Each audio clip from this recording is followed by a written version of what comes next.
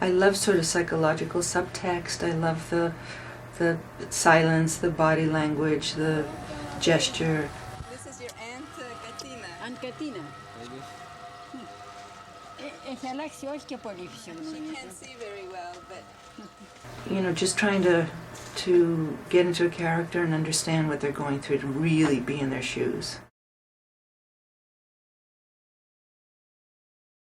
I find that filming my family is the easiest thing in the world because I have full access. When you see Lost in the Bewilderness, I mean, people are completely natural. It's as if I'm not there, or as if I'm there but with no camera.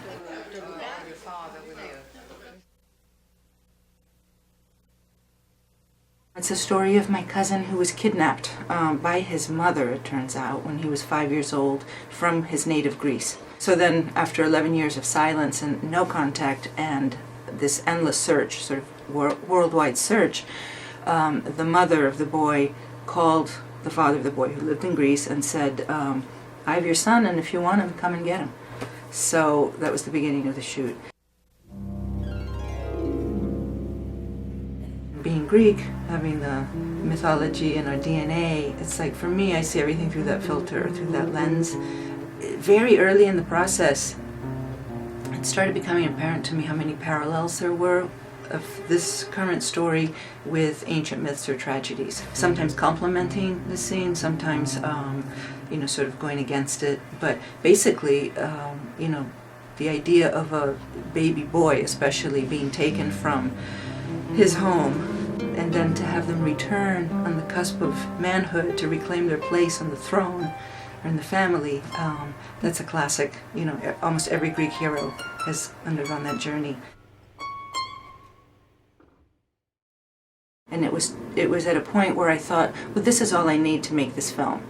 And so the fellowship just was like, great, and I've got this fellowship and I'll be done. Then it became difficult to figure out, like, well, where do you end this? You know, real life doesn't have a neat ending. You know, it's not a 3-act play, doesn't have the arc that's all there. I started with Super 8, went to 16 millimeter, that was the bulk of the shooting, and just very recently in the 2000s, did some standard def, and then when HD came out, did a couple of scenes in HD. I was working on the Steenbeck, and the light that comes from the window would light up my face. I would see it in the reflection, and it's like I saw my face age for 30 years. I felt like it's never going to be done. You know, it's like I'm up here in this room, I'm working totally alone. It's headbanging time every other day. I don't know what's going to happen with this. The perfect ending, in my mind, presented itself in 2006. So the fellowship that came in 2007 was just like such a boost at my sort of lowest of, you know, am I ever going to finish with this film? Is it speaking to anyone? You know, I could use a little more cash.